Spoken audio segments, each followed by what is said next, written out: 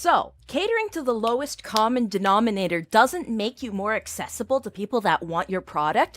It just makes it shitty. So the people that want your product won't like it. That is the base problem with viral Normieslop. Normieslop is low quality by nature because it's meant to appease every single kind of person to a base, like a low tier kind of level. Also, hi Alkalites. Hey Memoria. Like, no, I'm jumping on in, Matt. Hold on, is my mic too loud? Oh, I'm so sorry. I am so sorry. I just saw my mic was peaking. I'm sorry. No, I knew that I had this topic slotted, but I was just refreshing on why I wanted to talk about this in the first place, and I'm mad, okay? So, what makes something go from good to normie? Mic is okay, the music is low? Okay. There we go. There we go. So, for example, like, let's roll it back a little bit. Star Wars was always just like a little bit... Okay, actually first, before we go to Star Wars, let's define normie, okay? Because the definition of normie has changed massively since the 70s, because that's when it started first being popularized, specifically by the community of people with disabilities. Normie was the mean, average, normal person in society. It was somebody who had nothing wrong with them, and it was somebody who was fully capable, somebody who was intelligent, somebody who was interesting. Normie wasn't a bad thing at the beginning. Normie was almost a compliment, if not said in a derogatory way. 70s, wait a minute. Yeah, no, the first usage of the term normie appeared in the 70s, though it was popularized in the 80s. Right? Just curious how you'll reconcile these opinions with the fact that you admitted to enjoying Joker Slop Batman comics. It's because I enjoy Joker Slop Batman comics that I can have this opinion, okay? And we'll get into that. Okay? This is gonna come up on the exam. I mean, if you want it to, Kid TV. Everyone wants to be counterculture now. Counterculture is almost the norm. Yes and no. By goodness, not only are you a knife ear, you're one of those knife earlets with a weak downward sloping ears. Red hair across, I want you to jump out a window and die. Like, just do it right now. Backflip. But also, thank you for the 5. Oh, is my TTS not working? There's no shot my TTS isn't working.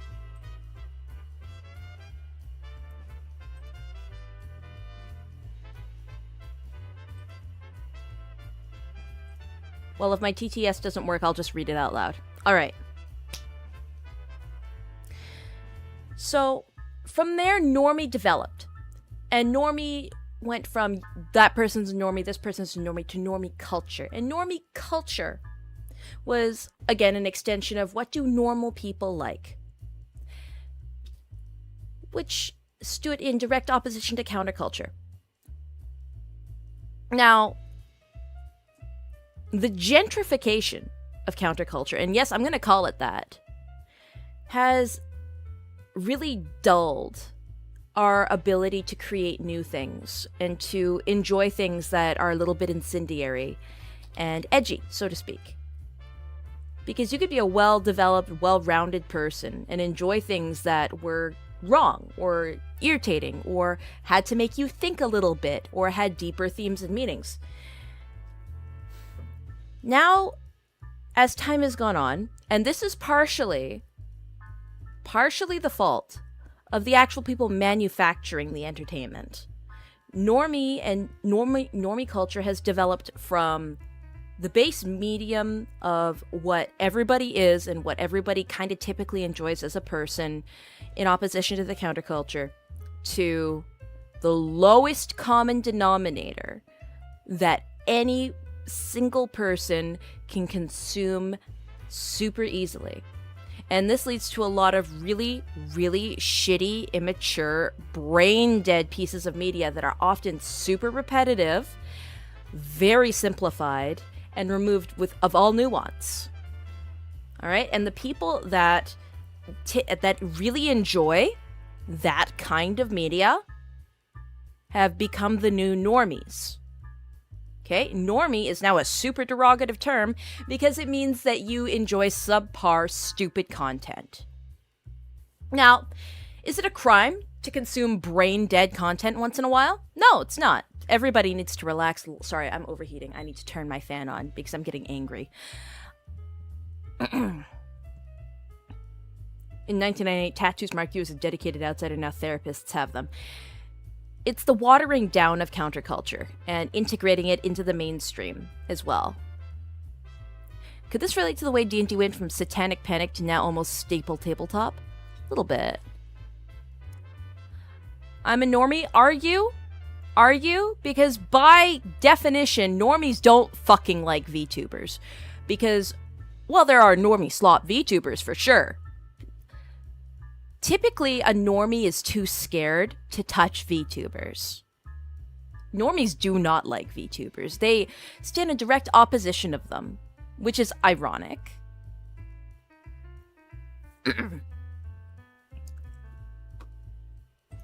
Like, if I shift us over here for a second.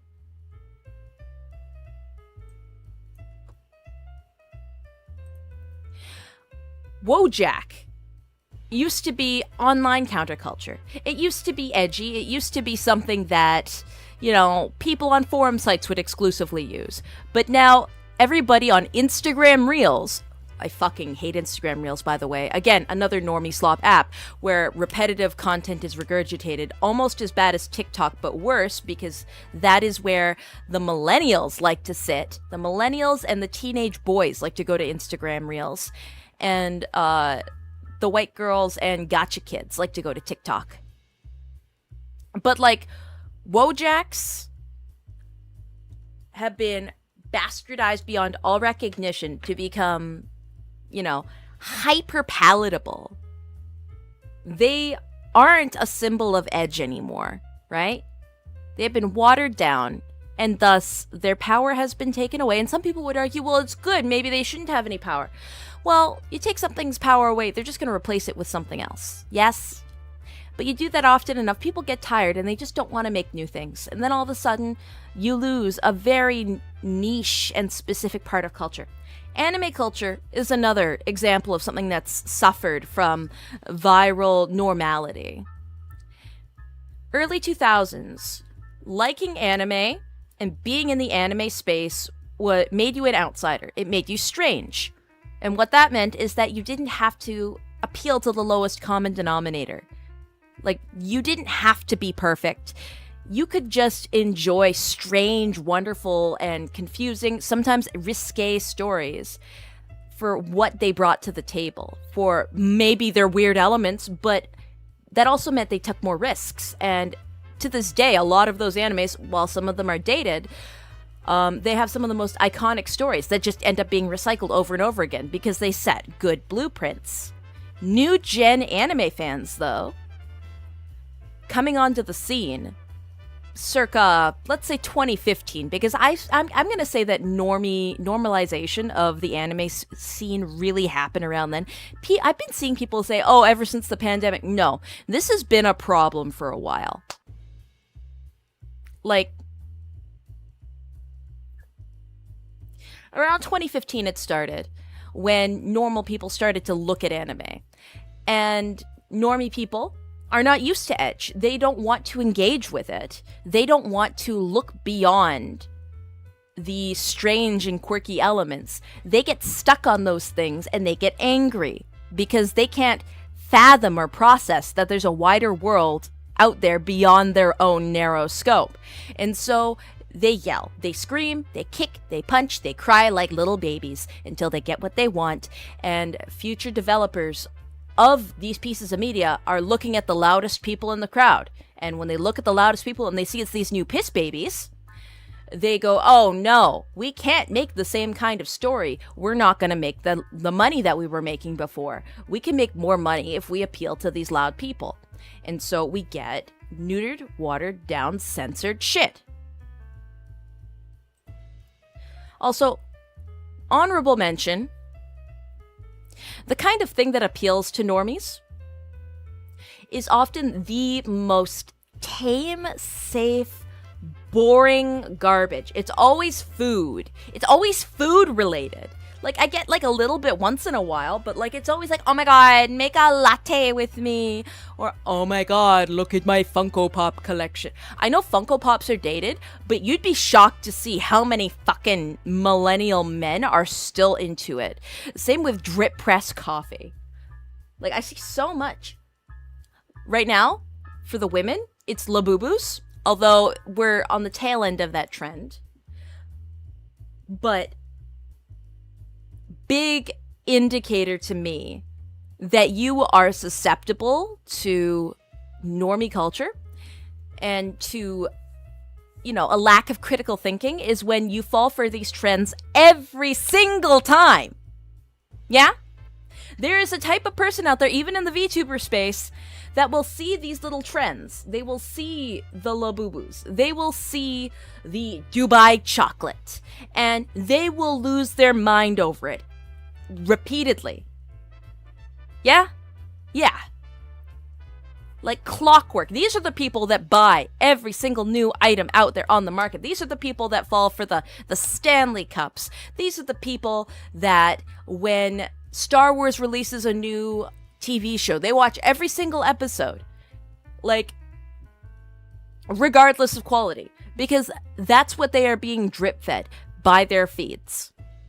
Or whenever new music hits their feed and it's genuinely ass, but everybody else likes it, they decide to like it.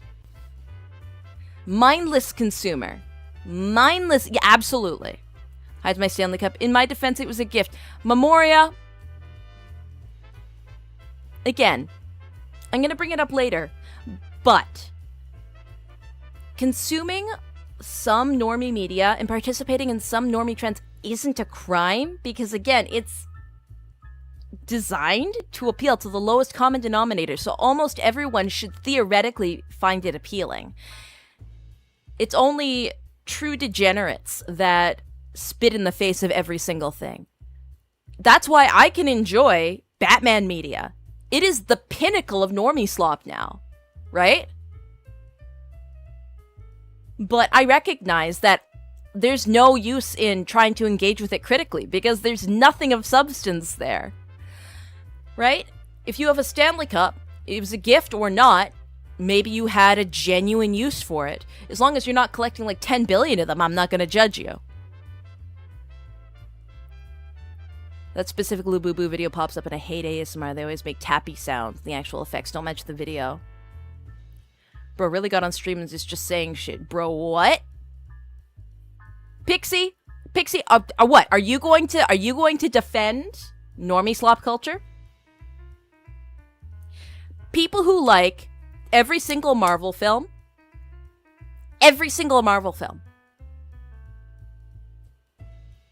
Superhero, like, again, it started, like, again, it's superhero films and comic books are another example of normie gentrification.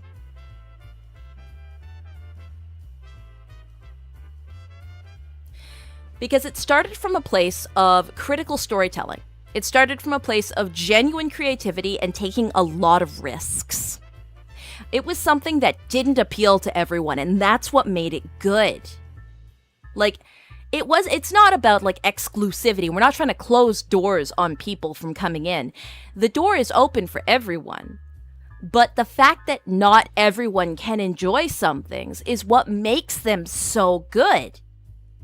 Right? The instant you try to appeal to every single person, your gun is pointed at the wrong target. You're blaming the man, not the corporal pulling the strings. Pixie, that is a naive take. Yes, the corporal behind it is responsible, but you have to turn back and look at the consumer and the consumer trends. Because a corpo isn't going to produce something unless they think it's going to be profitable. Okay? They might do experimentation, they might do some manipulation, but ultimately at the end of the day, consumer habits are what drive these companies, because they're not going to create Normieslop if they think that nobody's going to consume it.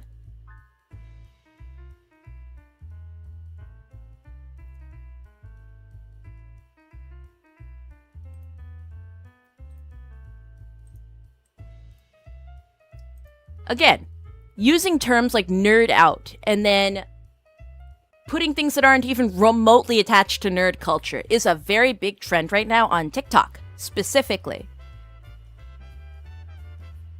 Now, this one is a trend that's only really centered around white women. So I'm not going to dig too deeply into it because then it's just going to seem like I'm bullying white women, right? But nothing exemplifies my point more than this, because it's a genuine misunderstanding of where the term is coming from, where the base idea of this is coming from. Language is twisted and ideas are lost. Nerd out and they put Chipotle as a personality trait, or Taco Bell, right? That's not what nerds were. That's not what nerds were. Typically socially awkward, unacceptable, and they were not necessarily counterculture, but they weren't standing alongside the culture. Nerds build the culture behind the scenes. Nerds are the ones that design the technology. Nerds are the ones that create the stories. Nerds don't... This is not a nerd. This is like a jock pretty girl. Is otaku interchangeable with nerd in the West? It shouldn't be. Unironically, early 2000s otaku was considered a slur because in Japan it was genuinely used as a negative thing.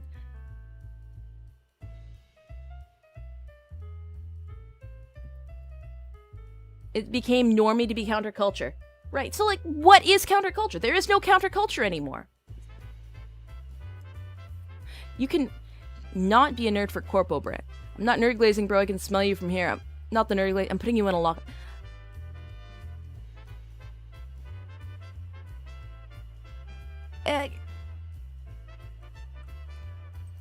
Okay, I can... And again, normie revisionist history. It went from, why are you watching anime? That is so weird. I don't understand. Don't talk to me. Show is weird. Keep your Chinese porn cartoons away from me. To, actually, anime was always a respected niche and hobby, but then you weirdos ruined it. And so we're just coming back and taking what's ours. Disgusting. Lack of respect for what was built beforehand. And total misunderstanding, revisionist history as to how things went down. But again, people who are considered lowest common denominator don't care about the facts. They don't care about anything. They just care about how they feel in the moment. Again, this particular person is also a modern superhero fan, so... They have like the same three things that they like. They have the same three things that they like. This just doesn't extend to films, movies, books. Like, it's memes. I mentioned the Wojaks earlier, but this kind of mindset and attitude is why AI-generated memes and music is so easy for the common population to kind of just slurp up. They just love that shit. They don't see the value in engaging with art like critically. They just see art as a commodity that can be chewed up and spat out. They see it as something to appease them in the moment and not something to sit with, not something to digest.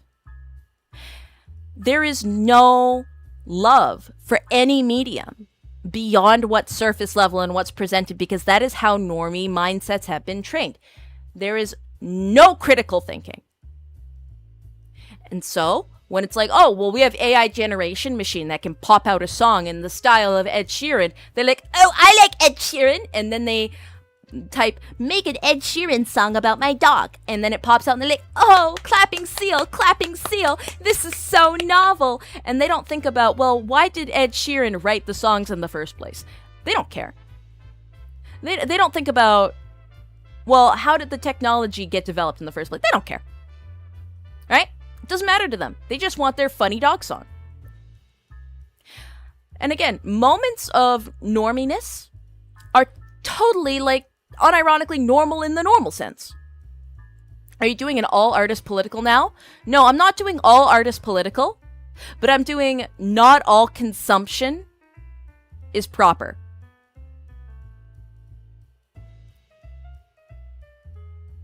You know what's really normie, Katya? Generalizing an out group to hate on them.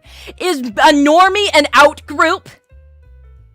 By definition, they're the largest group, Pixie.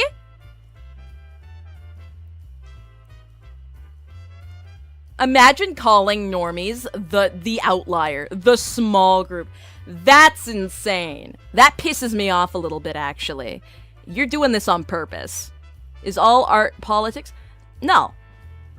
Not all art is politics. But everybody has a choice as to what they do. Right? You can enjoy something popular just like when you... It's just that when you only like the popular thing in the moment is the issue. 100%.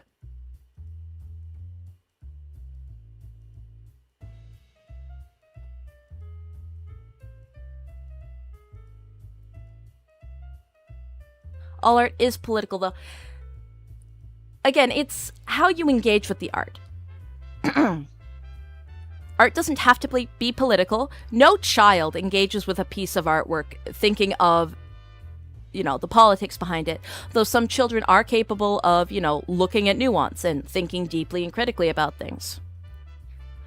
But again, it's almost like companies want us to consume like children.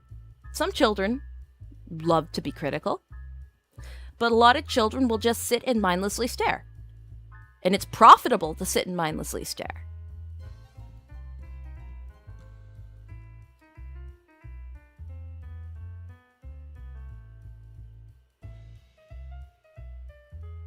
The problem is with the corpos. Yeah, but you're saying that only the corpos are the problem. Like, there is a reason why corpos do what they do. Like, I don't think you're willing to understand that the consumer is also part of the equation here. Humans, as a whole, have, like, innate desires, innate wants and needs. They can be biohacked by these companies. But at the end of the day, a company's not going to do something if it doesn't make money. So it is on the collective in general to actually come to some proper conclusions on our own end and to stop these places from having power. Yes? No. If they don't do that, if they roll over and die, then they get what they deserve. And what they deserve is low-tier garbage slop. And what happens when they allow people to create low-tier garbage slop to be fed to the masses over and over again? Lack of critical thinking. People lose the ability to develop looking introspectively into artwork. And stories get weaker. They get recycled over and over and over again. You're not allowed to have dark, deep nuances. You're not allowed to have edgy, entertaining things. Hell, not even allowed to, like partially sexualize things unless it's done in the quote-unquote proper way. Yes? No, everything becomes hyper-censored. Everything becomes super palatable, and everything becomes safe for a 10-year-old child. At worst, you get poop and fart jokes. Or, because it's become super desensitized, you can say shit, fart, piss, cum. You can say the evil swear words, and that's as scary as it gets.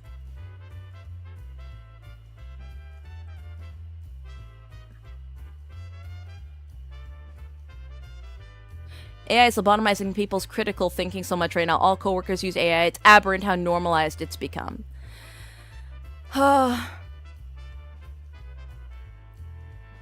Speaking of, One Piece is being co-opted by normies now. Like, it's super depressing.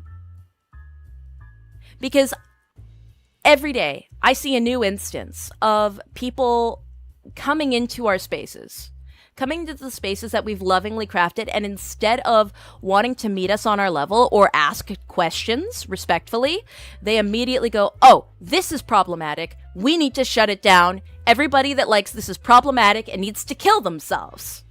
Right? I've been seeing that for Oron Host Club. Arguably the tamest of animes. Right? I've been seeing people trying to cancel Oron Host Club. You know why? Because it doesn't fit with delicate normie sensitivity. And you could be like, it's the corporations. Oh, you're being so mean to a small outside group of people. But it's just like, no, they are genuinely coming into our houses, kicking down our doors, and taking a shit in our kitchen. We're allowed to be upset by that. Yeah? If they're taking a shit in our kitchen,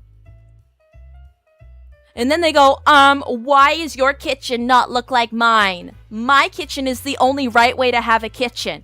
Your kitchen is wrong because your faucet, has like the crank handle, and not crank, like the stick handle instead of the dial handle. You should kill yourself.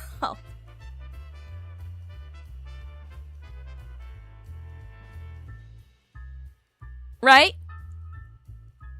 Or they come into your house, they see your flower vase, and they go, wow, that's an interesting flower vase. They take it, and then they paint it to match their house, and they put it in their house. When you come to take it back, they get mad, and they go, why are you touching my vase? This is a direct, like, reference to what they did to, like, superheroes and Star Wars and all that, right?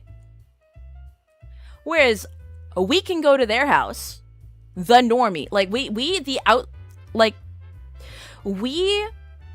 the disenfranchised outsider creatives who have been developing things from the ground up can go to these normie spaces. We can go to their backyard barbecue and we can go, this isn't how I would do it. I don't like it, but, you know, it is what it is. And nothing happens. You know why? Because there is some level of respectful engagement there. Now, what am I doing? I'm doing the equivalent right now of going to the barbecue and seeing all of the stolen shit that they've taken from me and my friends' houses. And going, hey, what's going on here? Why do you have all of our stolen shit? And why has it been defaced? And so, you know what? If that's me bullying an out group, Pixie, then I'm going to shit fury on that out group until they die. Okay? I've had enough of putting up with people disrespecting my hobbies, treating me like I don't know what I'm talking about, that me caring about something, engaging with it critically, and contributing to it with my own writing, with my own artwork, makes me a bad person. You're not allowed to write with nuance. You're not allowed to think with nuance. You're not allowed to produce with nuance because people will get angry. And historically, people always got angry about stuff, but the hyper-infantilization campaigns that have gone on that people have embraced have made it worse.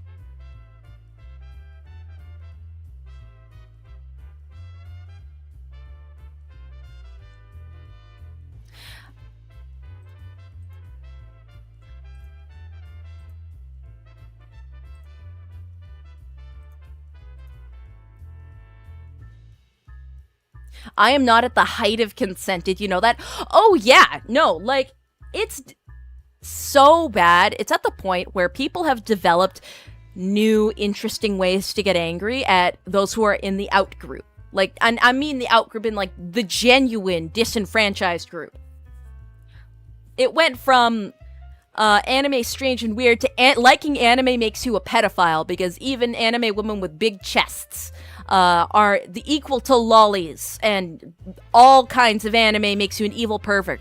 And then it's like, well, this actor or this actress in their real life is child coded because they're naturally short, even though they're in their 20s and 30s, and are not deserving of love. They are not allowed to, like, go and date anyone, because anyone that dates them is probably a pedophile, because only pedophiles date short people. Like, do you not see how insane all of that sounds? And that's entirely, again, spoon-fed ideologies.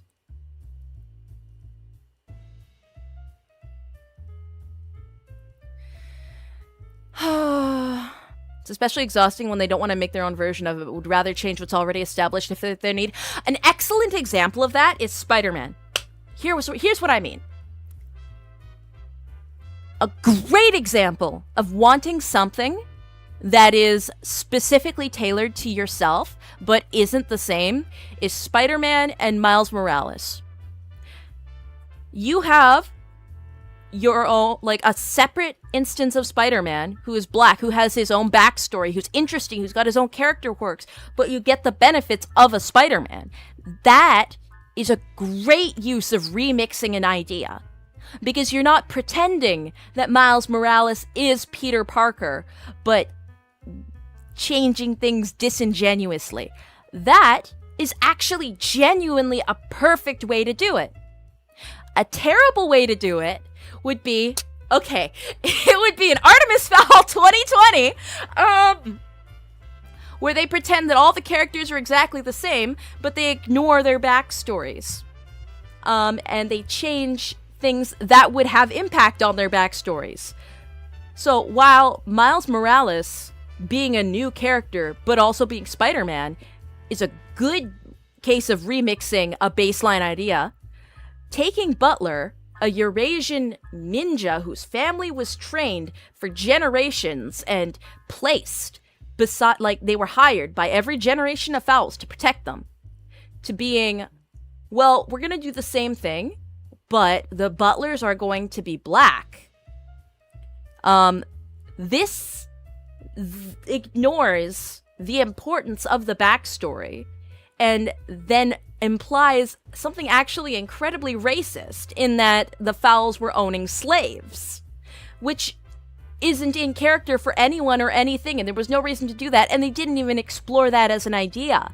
They just kept the same character and tried to keep the same backstory when it didn't make sense, and that's bastardization. That's not a good remix, and that is such a naive way to approach things. And again, and it's not just like, we hate that he's black.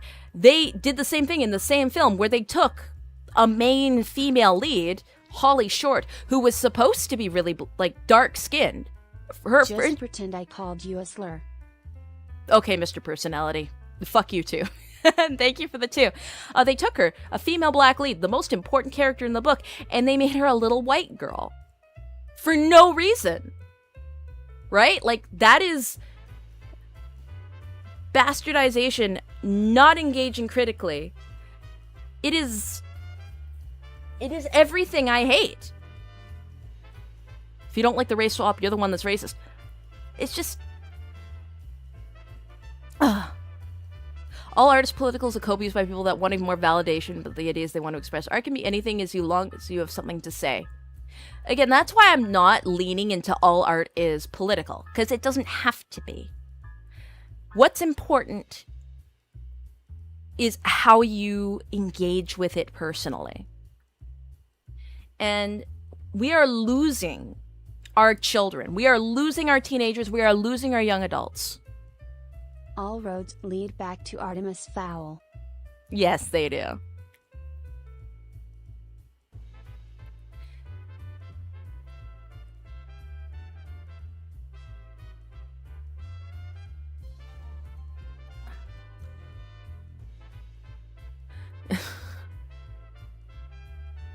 Never ask the minions what they were doing in 1939 to 1945, or the Fowls about Never their... ask the minions what they were doing 1939 to 1945, or the Fowls about their employee spree 1865.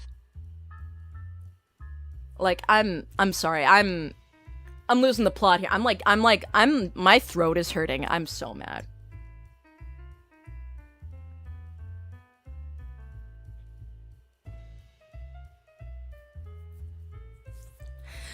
Donna, can you explain how art is political? Or, for example, how Da Vinci is political? Or ancient Roman sculpture?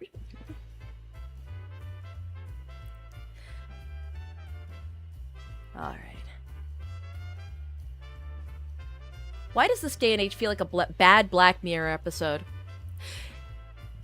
Black Mirror is interesting. Because Black Mirror, I feel like, it's what the Twilight Zone used to be. You guys ever watch the black and white show, The Twilight Zone?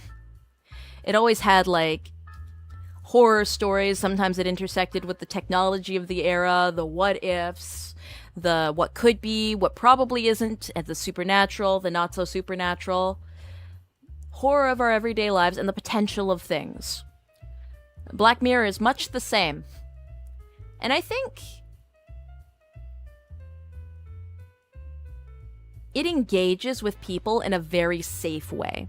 I feel like it has potential to be edgier and scarier, but they take their predictions that have a lot of creative potential and they kind of sanitize it in a Hollywood kind of way. I don't know. I don't hate it, but it just has a tinge of wrongness.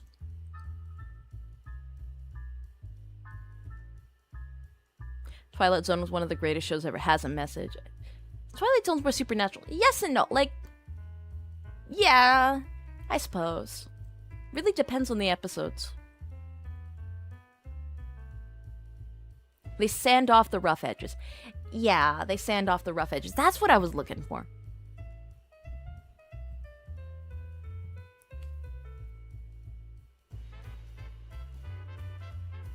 Hello, Ming Fan Zhang.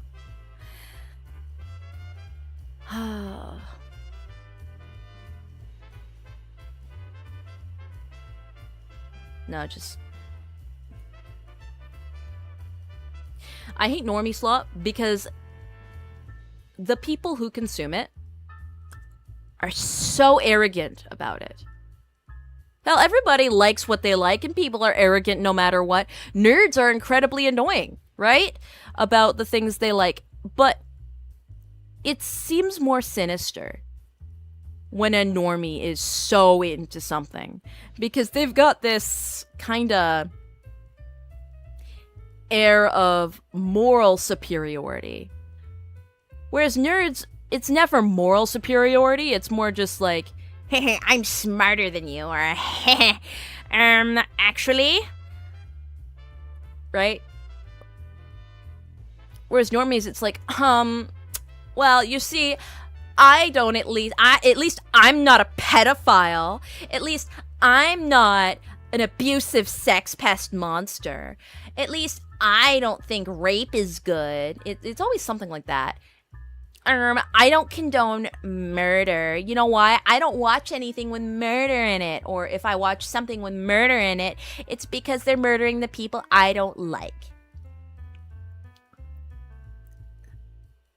And it's always like wrapped in like misandry too. Have you noticed that?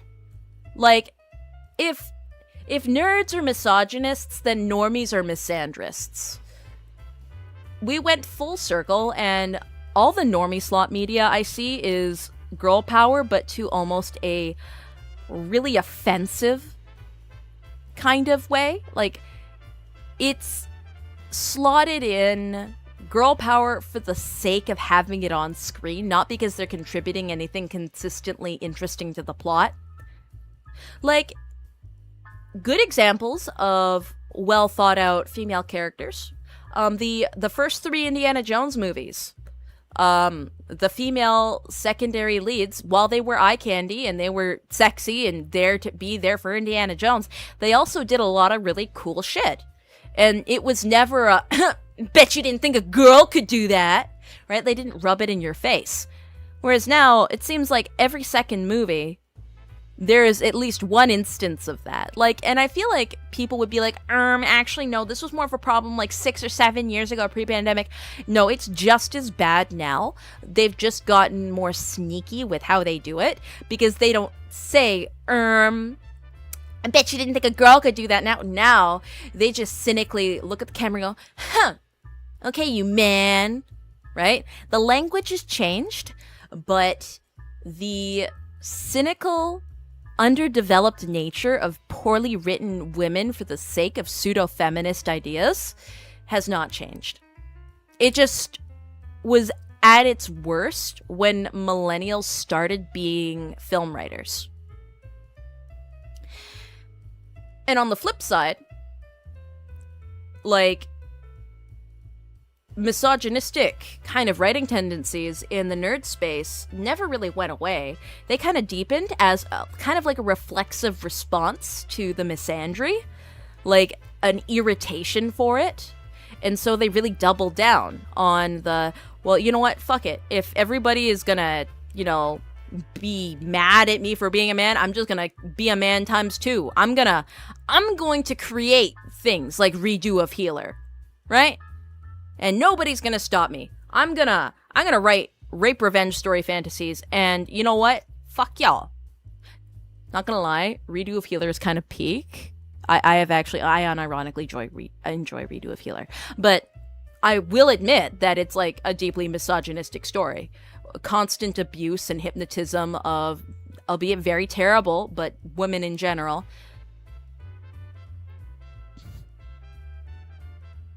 Redo of Healer was written by a woman. No shot.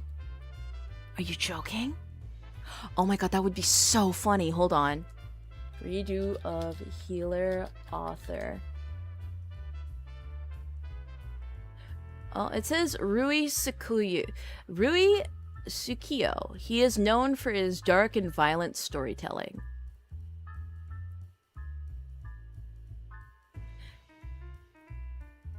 No, Rui Tsukiyo, from everything I'm seeing, is a guy.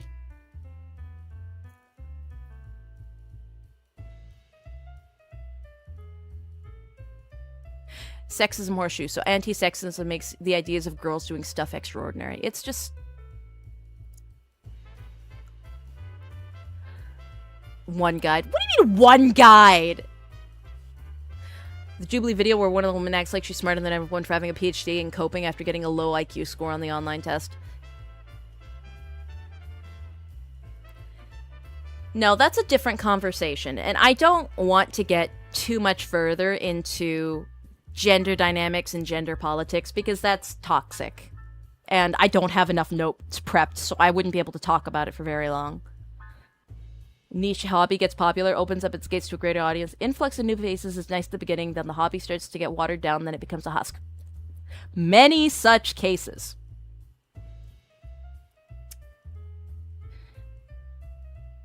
But you forgot the final critical step. It becomes a hollowed out husk, and those who opened the gates to begin with, those who were there at the start, get ostracized and removed. They get kicked out of their own space. Like, I remember when I was younger, I really liked J-pop. Not K-pop, J-pop. And K-pop was really starting to pop off just at the very beginning of, like, the BTS era. And the reason I said 2015 was the start of normies really, like, invading our spaces was because I was approached by contemporaries, by these very, very hyper-religious girls that would never touch anything with a 10-foot clown pole. And they were telling me, hey, we've just started Naruto. Hey, we're starting to discover this thing called K-pop. And I'm like, oh my god, wait. You're getting into things that are kind of adjacent to what I'm into. I'm not into Naruto and I'm not into K-pop, but like I'm into other anime and I'm into J-pop. I could like introduce you to some of the things I like. And so I would try and show these girls what I liked. And they would give me the most horrible looks. And they would start insulting it like, well, you see, I don't like the J-pop because it doesn't sound like a real language, you know?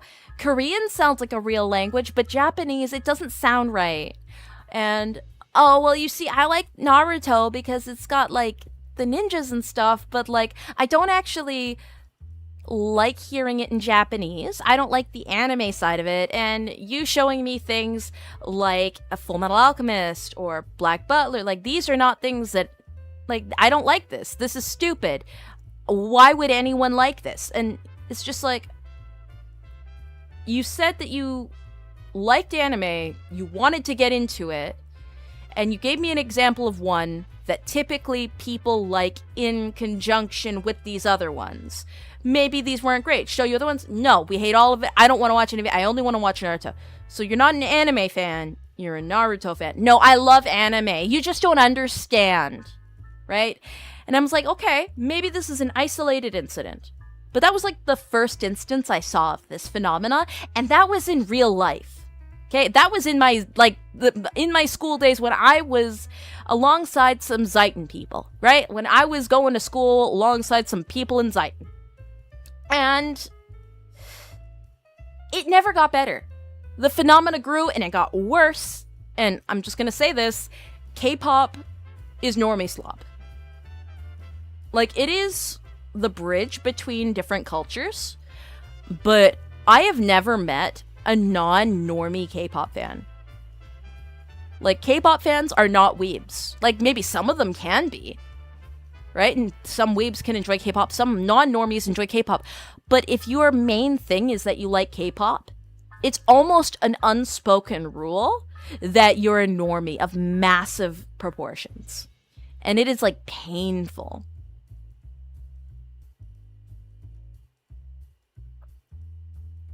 Naruto is the first anime I and many other people watch. Yeah, no, like, again, it's one of those things where it's like, you hear somebody's getting into it, and you're like, oh, well, I've got something that's, like, on that level. Like, if you like that story, you'll like this story. And then they come into your house, and they shit in your kitchen. And then they take your vase, they paint it, and they put it in their own house. I remember when cosplaying was seen as a horrible, cringe thing, and then with the rise of social media, the rise of TikTok, and the rise of really attractive people doing cosplay, all of a sudden it goes from, ew, why would you do that? Or, ew, is that a sex thing? To, of course I'm into cosplay. What's wrong with you? Oh my god, follow my cosplay TikTok. Our spaces... Like, I really hate the word gentrification, but it is, like, cultural gentrification.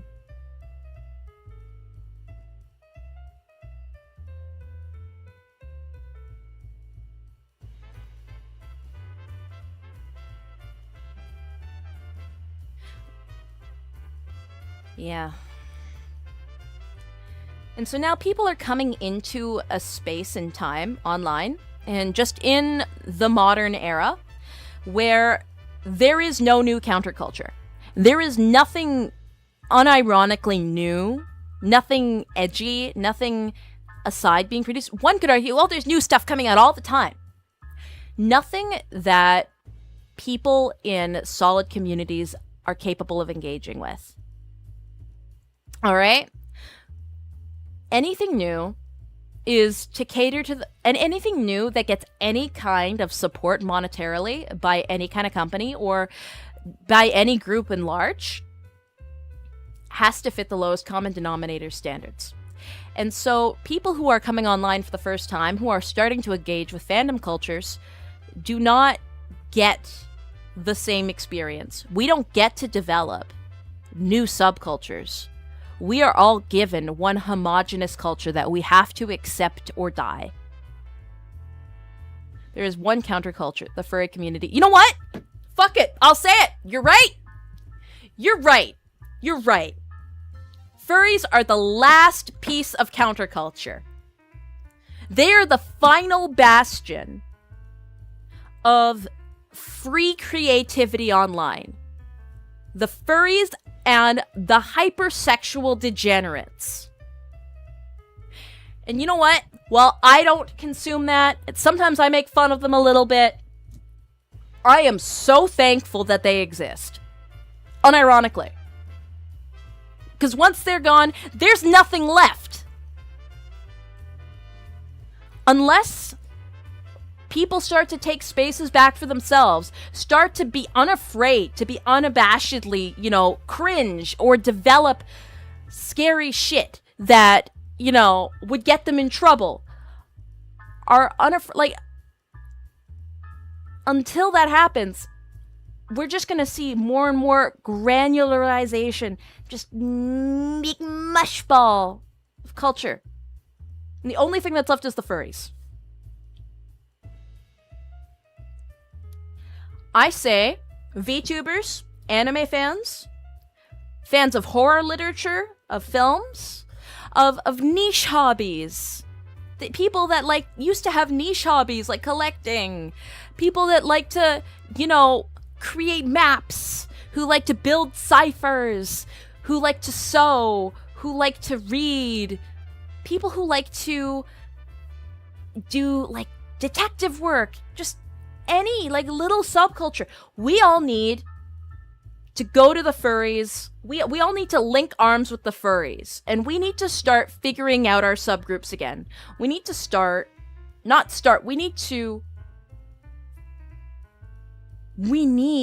to regroup, because we've been pried apart and glued to people that don't matter.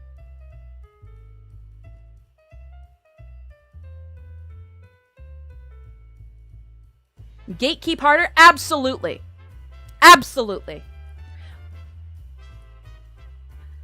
Don't, gatekeep harder, but allow people into our spaces. It's a delicate balance, because you want your space to grow. As a food enjoyer, you're not missing out. I'm good with woodworking. That's crazy. It's a delicate balance, because everybody wants their space to grow, thrive, and be alive, right? But gatekeeping allows you to filter out people who don't belong there. And it's not a criminal thing to say not everyone belongs everywhere, right?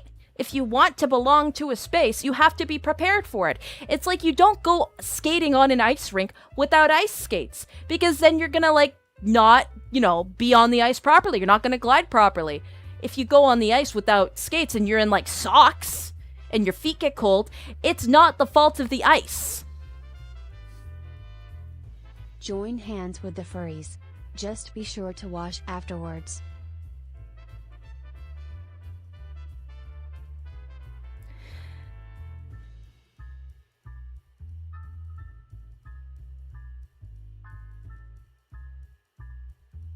I'm listening to while painting liveries on GIMP 2 for my autism video game Digital Combat Simulator. Hell yeah, Carlos. Not every space needs to be a safe space. Gatekeep. No, it doesn't need... No. I say that's not true. Not every space needs to be a safe space for the entirety of humanity. It needs to be a safe space for the people it was developed for. That's like saying you want a church to be a safe space for multiple different religions that would try and kill each other in the same space. That's not physically possible, right?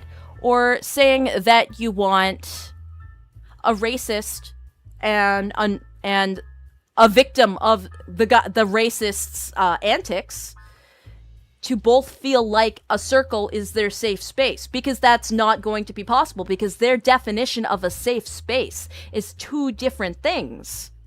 There is no such thing as a coexisting safe space for people that can't agree on what a safe space is. So when you take a fandom and you're like, hey, let's make that a safe space for everybody, the people who come in are going to all complain that it isn't safe enough, or that it's too safe and overbearing.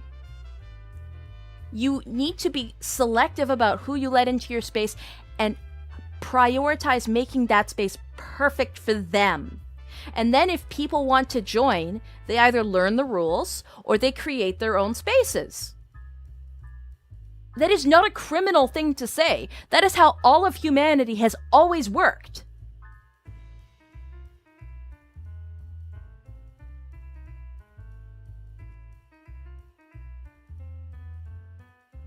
If you don't respect the rules of the place that you're in, you shouldn't be allowed in. It's just been popularized to be, well, the rules don't matter because there are worldwide rules and they apply to every single instance. And it's not like baseline legal rules, it's social rules. social rules are so totally dependent on where you are. Online, offline. Hey, hipster. I believe in gatekeeping, but at the same time most people don't like to think or really engage deeply in a subject, and want the flanderized version. Well, then they can have a circle where they flanderize all day. Genuinely. That's the way to do it. If they don't want to engage deeply, then they can make a space where they don't have to. That's the beauty of free speech, of the economy, of online connection. But instead, they want to enforce flanderization on those of us who don't want it.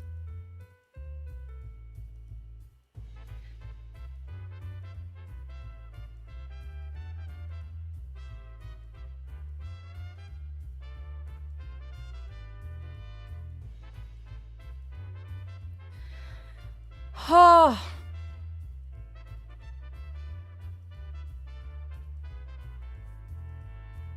And, like, use your mind. Think critically. Like, I am speaking from the perspective of consumer culture. I am speaking from the perspective of the media that we enjoy. Politics, while I used them lightly as an example because that's the most extreme way to get the point across, is more nuanced. And you should take that as a separate discussion. I am specifically talking about online spaces and organic culture.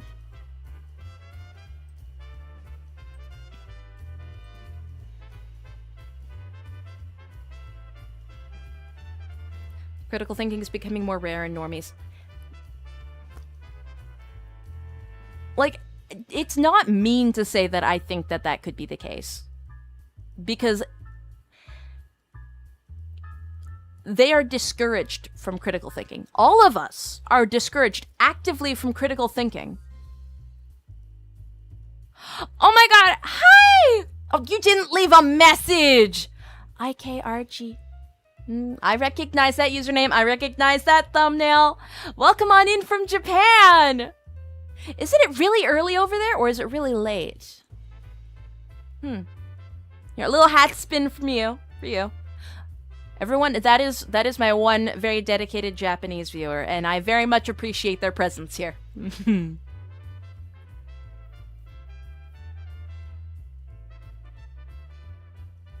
Did normies ever have critical thinking? Critical thinking is a rare thing. Yes, actually. Again, like, at the beginning, when normies were first a concept, that meant the normal person. That meant somebody who was unimpeded by disability or disenfranchisement. That was somebody who was capable of critical thinking and engaging with the wider world around them in multiple different kinds of ways. Normie culture has disintegrated in the last 20 years. But before then, the normies were the critical thinkers. And even then, like, it wasn't perfect. There was always people who didn't do it properly, but it's just disheartening, yeah?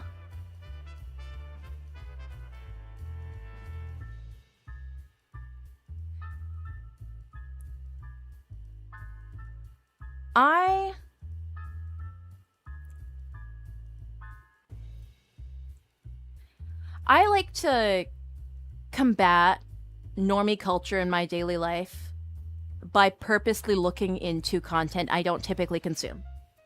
And by engaging with hobbies that I know I'm going to be bad at. And looking into communities that are still kind of fringe. Does this make me a poser or a hipster? No, because I don't claim to be a moral or social authority on any of them. But it's by engaging with these places on a small level that keeps them active and keeps the people who are really into it, you know, it keeps them incentivized to keep going and to hopefully one day find more people that are just as intense. Like, I love ita culture, like ita bag culture in Japan. And for a while, there was a really big push amongst normies to really try and recreate that in America, and they were like making fun of people with traditional Ita bags. And Ita bags typically, Ita is kind of like cringe, you know?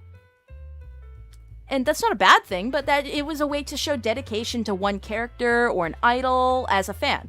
And sometimes that meant you would buy like 50 different identical replicas of a can badge because you wanted like a pattern that you were making across the front or the side or the up or the down. It became a bit of like an art form because you're decorating in a specific way, kind of like scrapbooking. And when it started to pop off here in the West, it was like, actually, there's only one right way to do it. You have to do these specific rules, otherwise that's stupid and weird and you're doing it wrong. And it's just like, hold on, who made you the moral authority on a hobby that you just discovered? Right? It's just like, if you have more than one of each item, that just means that I've seen this, by the way. If you have more than one item of each thing and you haven't collected every single individual thing first, you're mentally ill and stupid and you're doing it wrong. Like, I have seen that sentiment over and over again in the modern Ita bag community. And again, it's just like another subculture that's being bastardized and shat on. Again, you're coming into my kitchen, taking the turkey out of the oven, and sticking your dick in it. Like, why are you here disrespecting my kitchen? I did nothing to you. I let you into my house out of the kindness of my heart, and I'm showing you the things I like, and you fuck my chicken.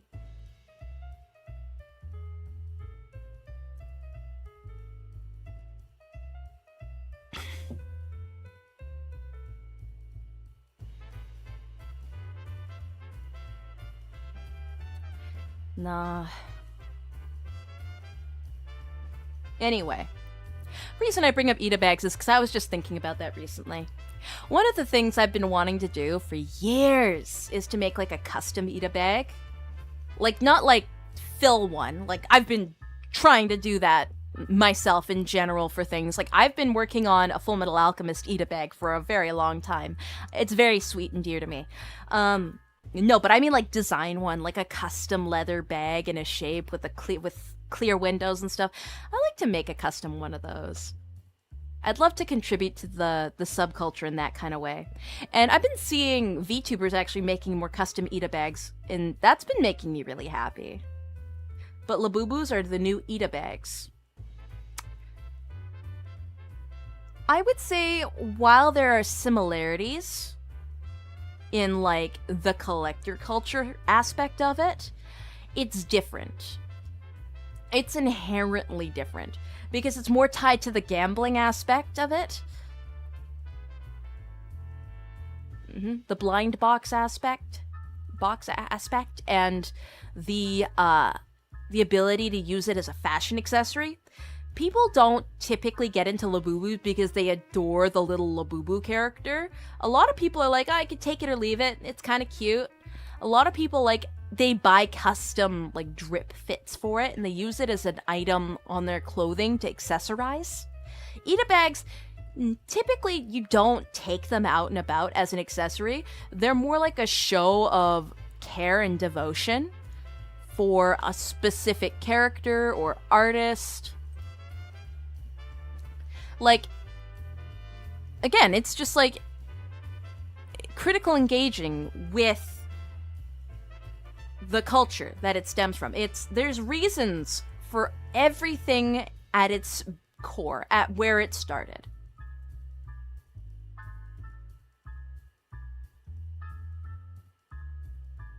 Modern culture killed self-criticism for the sake of labeled so-called self-care. That, self-care, and irony poisoning. I'm gonna be so real with you.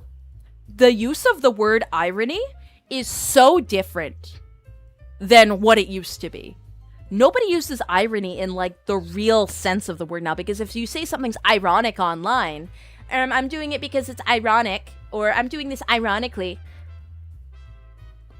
that was never the original use of the word. That it's like evolved over time, and language can do that. Irony is one of those words. Internet irony is one of those words, those phrases That never made sense to me. And I really wish that we could actually go back to the use of using the word irony in its proper sense. People use it now as like, hold on.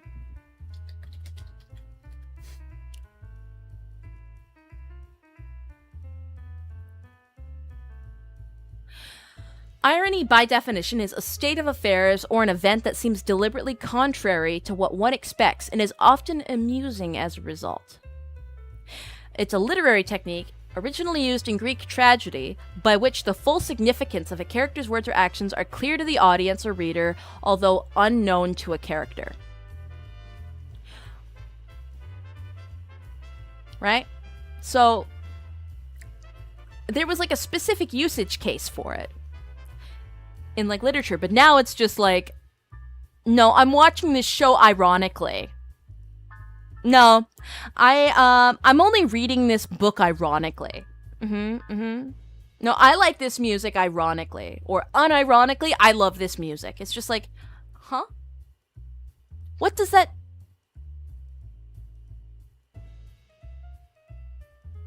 Like, can somebody define, like, redefine what irony means in that context then? Because it's always kind of confused me.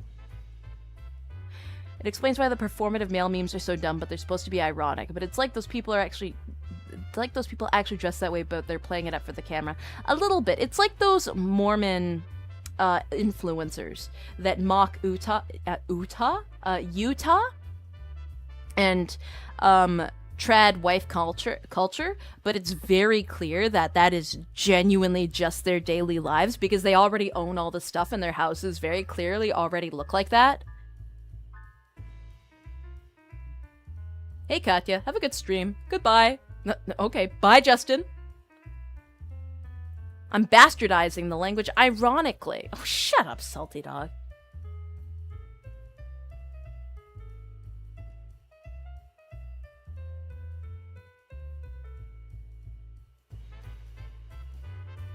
It means guilty pleasure. They feel guilty for liking it.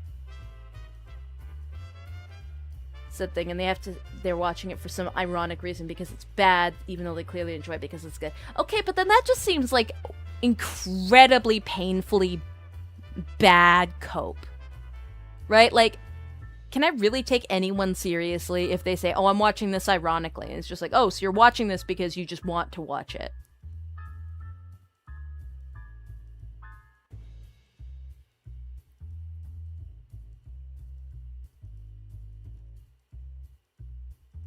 Liking something ironically is 2 years away from just liking.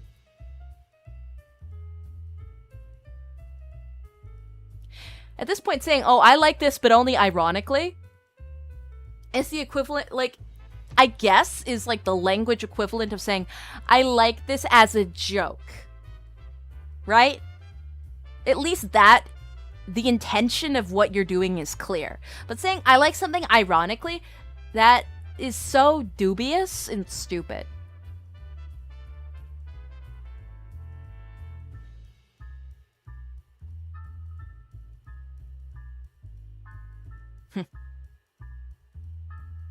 Why is simple fun worse than complex enjoyment? Simple fun isn't worse than complex enjoyment in the slightest. It's different. And everybody is capable of both. And they should be. What's wrong is when complex enjoyment is looked down upon in favor of replacing everything with simple fun because simple fun is more easily digestible. We are living in a world where simple fun is the majority. Where quick fix entertainment is the aim of the game.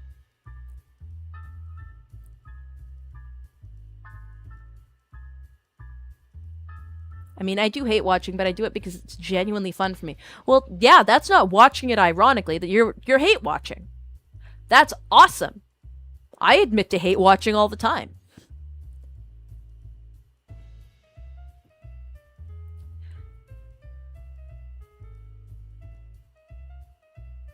Like, I'm at the point in my life where I don't open up Instagram, I don't open up TikTok, and I only casually look through YouTube Shorts once every 2 days. Because Shorts culture has made me so jaded. Internet culture has made me so jaded. I would encourage all of you, like, this is genuine use of the word ironic. It is ironic for an internet person, VTuber, content creator to say this, but I genuinely, for your quality of life, I would highly recommend lowering the amount of Shorts consumption. Watch almost no. Limit yourself to Shorts every 2 days. On any platform. Doesn't matter which one. Try and watch more long form. If you're gonna watch stuff. Because I know we're all gonna watch stuff. We're online, we're trapped, this is hell world. And some of us are at work, right? Some of us need background noise, but it's so easy to fall in the trap of consuming mindless, like, Shorts on all content platforms. Stop it. As somebody who is a Shorts creator, just don't do it. Put more audiobooks on. They don't have to be, like, deep cut things. They can be surface level, whatever. But start putting some more variety into your content diet. I feel like you'll enjoy your life a little bit more that way.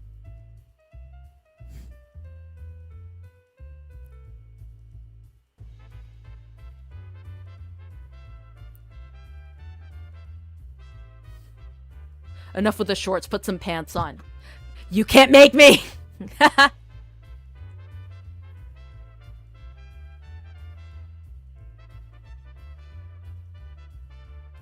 Learn how to purify water and install plumbing. Change oil, fix engine. Okay, Mr. Personality.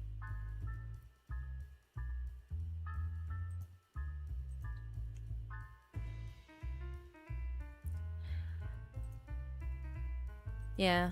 No, the reason I bring that up is because I myself have found myself falling into Shorts holes. And I just lose all time. What happened to just reading a book? People just don't do it anymore. I'm gonna be so real. People barely even read fan fiction anymore, which is insane to me. And the people that do read books, apparently it's a thing now. Again, normie. Like, this is an exclusively normie thing. Where people will pick up a book. This is real, by the way. They will pick up a novel, like a full-length novel, and they will read, and they will purposely skip paragraphs. They will glaze entire paragraphs on pages until they hit dialogue, and they only read the dialogue. Like, they will read whole novels and skip everything else except the dialogue. That is a trend in normie spaces. And so they'll read massive novels really quickly, and they'll be like, yeah, I didn't like it that much.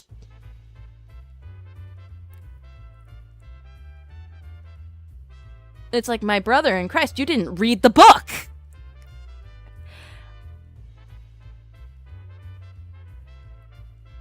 And it's also like, well, I only read novels if the text is this font big. And it's just like, well, I mean, if you have a hard time seeing things, maybe you have a disability, that makes sense. No, these are like totally capable people. They're just really fucking lazy.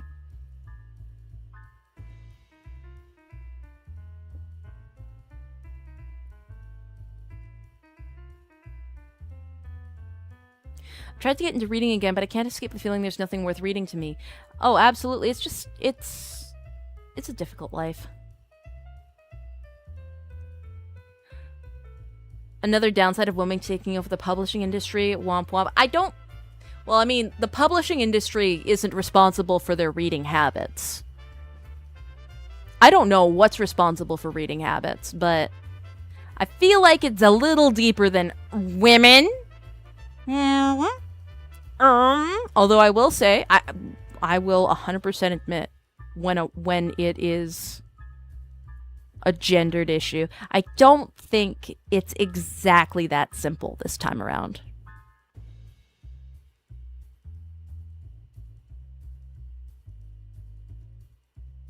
Parents, teachers, yeah, a little bit.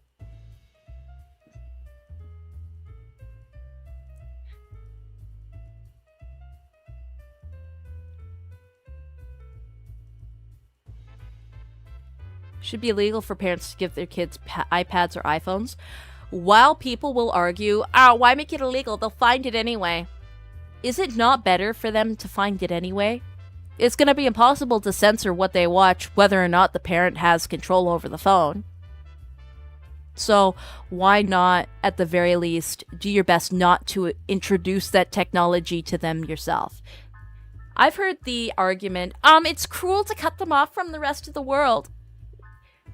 All of humanity survived thousands of years without that level of connectivity. That is just a globalist argument. All right? That is just the globalist elites talking. All you need are your communities that you build around you. And if you are forced to find your communities halfway across the world because you have been so poisoned that what is around you cannot be worked with, then you're lost. And we are lost. We're all lonely, even though we're surrounded by people. Because we don't engage with people that aren't in our circles. We don't engage with people that don't have our hobbies. We don't engage with strangers anymore. We're scared and we don't have reasons to. Why would we want to? You know? Why would we want to?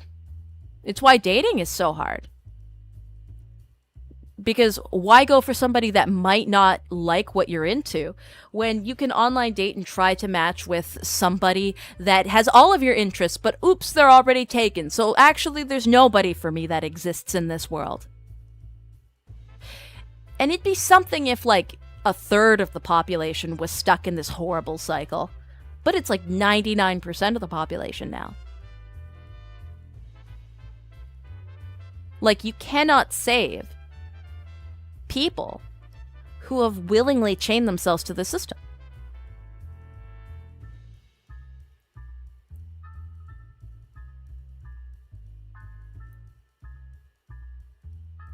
Going to school in September as a teacher, I'm scared. Oh, hey, Happy Feet! I mean, yeah, no, I'm scared for you too. Because this isn't just an American phenomena. This is also a European phenomena. This is a Eurasian phenomena. This is less an Asian phenomena, I think. I don't know enough about Middle Eastern internet to say if that's a phenomena. On the topic of internet content, disabling the search history and recommendations helps a lot on stopping addiction and procrastination on the phone. 1000% Maximus. It's hard to find someone with your niche interests IRL. Yeah, I know. But we've all become too comfortable wanting only our niche interests. What happened to opposites attract? Why does everybody have to be a perfect lock and key fit? Right? Like, aren't typically the most interesting dynamics when you meet somebody that knows nothing about what you like and you teach them about it? Or maybe the opposite, they teach you about it? Like, there's a reason why some of the most popular fan fiction tropes out there were like nerd x jock, right? It's never nerd x nerd or jock x jock, even though those exist, right? So if we like that, inherently as a species, we like to see differences in interests clash, collide, and build upon each other. If we like to see that, why do we not pursue it anymore? I'll tell you why. Because there's risk. There is risk. And where there's risk, there is fear. And people don't want to engage with that fear anymore. And it is being facilitated and encouraged by the state of the world. If nobody wants to talk to anyone in real life, there's no reason to risk. It's easy enough to engage with somebody identical to you online who agrees with everything you say or most of what you say. And from there, you don't grow as people together. You don't learn new things, or you learn very few new things.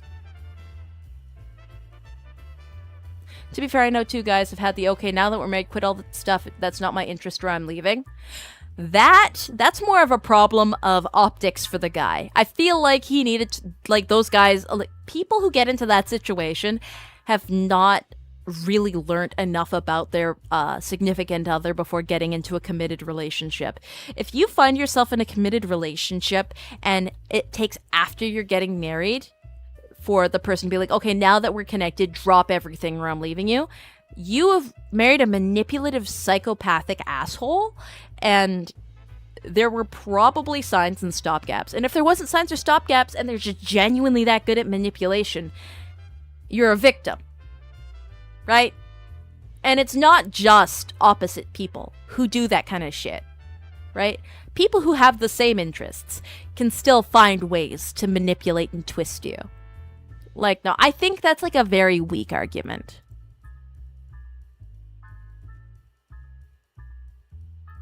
My issue with that is that people have become more impatient and less tolerant to other people's interests. Again, I think that's because, again, the online insulation bubble.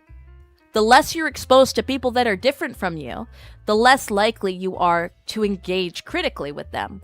And you're just going to shut them out.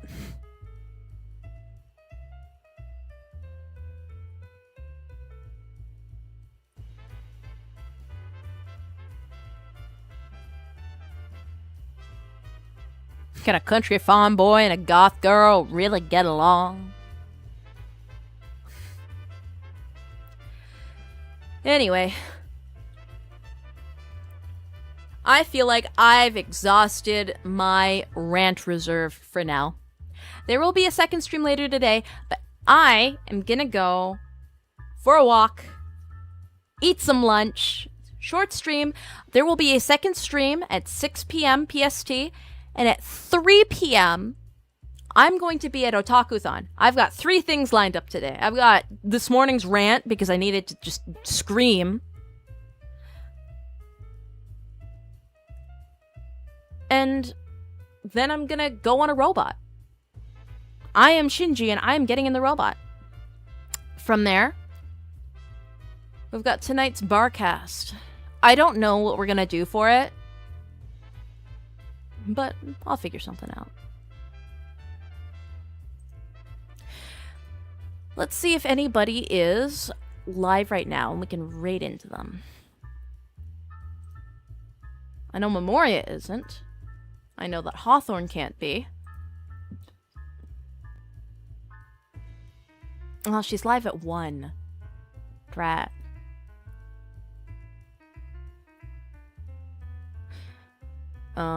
Okay, so she's live at 4. Okay, so nobody to raid today. Thank you for the stream. Enjoyed while lurking. I'm glad.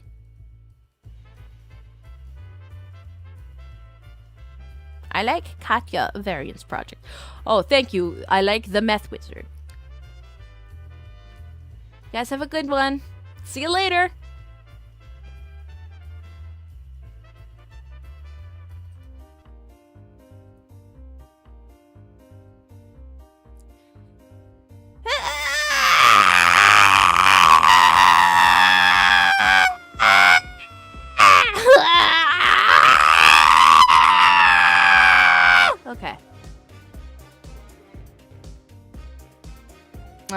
Okay. Okay.